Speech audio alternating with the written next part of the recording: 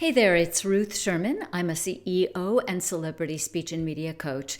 And today I want to talk about how to present on video.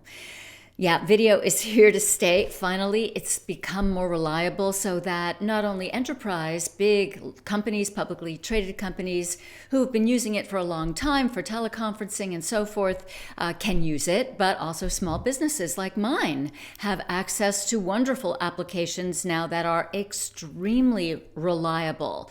And businesses have caught on because it is so much less expensive to meet on camera than it is to have to get on a plane and travel, not to mention the headaches that all that traveling can cause. So today I want to give you some tools and tips about how to get better at presenting yourself on video. And I'm trying to get hair out of my mouth.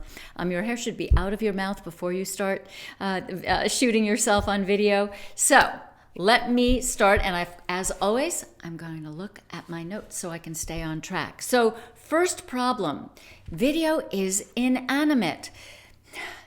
The camera does not smile back at you. It does not acknowledge your jokes. It doesn't shake its head and let you know you're on the right track. So you've got to pretend that behind that camera lens is a close friend or loved one.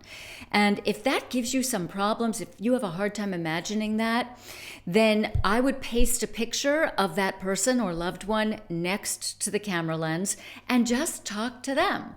Again, a person that you love or a very close friend. And if that doesn't work, if you can't imagine it or pretend it, then just put a picture there. So that's the solution.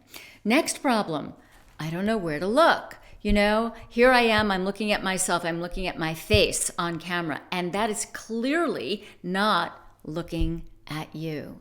So that's something super important. You don't want your eyes to dart away. You don't want to be looking over here. It's okay to look away momentarily as you're thinking about something, but generally you have to look into the camera lens, which is also always a little dot on your webcam if that's what you're using, or it's an actual lens which you can easily identify. So problem is you don't know where to look. Solution, look into the camera lens. Next, the video shows my ceiling like this. Well, I'm not even up there. I can't even lean my screen back enough, but let's just say, there's my air conditioner too. I have very high ceilings in here, so it isn't going to help. Or the floor. And of course, my head gets cut off. Yeah.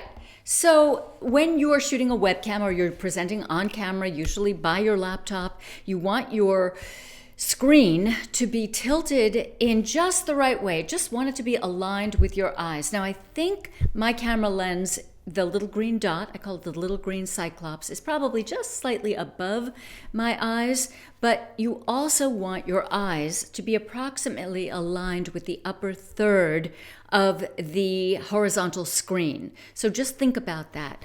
It should be straight on, and your eyes should be aligned with the upper third. If you imagine the screen divided into three parts horizontally, your eyes should be aligned with that.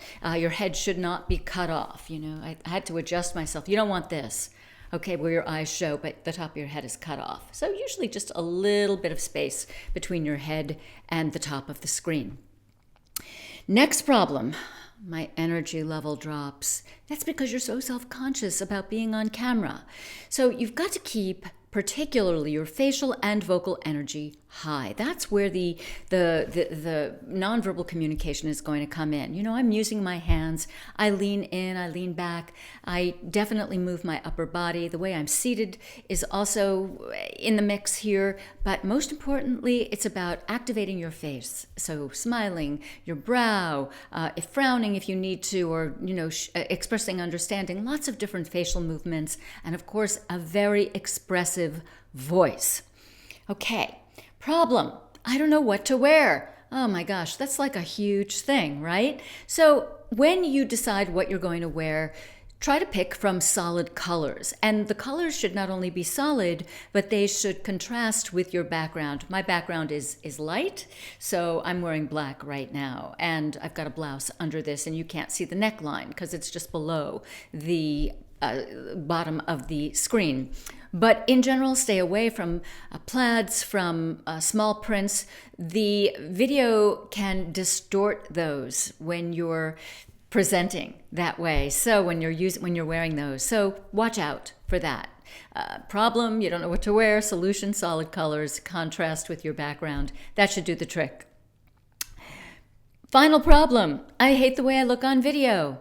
Solution, join the club. Nobody likes the way they look on video, not even my Oscar-winning clients.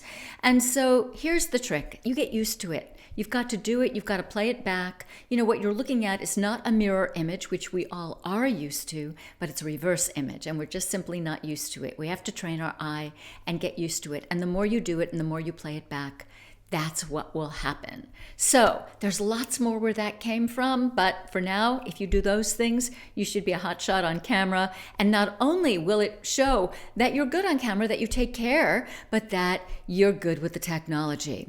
If you want to learn more, hop on over to ruthsherman.com, where you can subscribe and download a few gifts. Take care. Thanks for watching.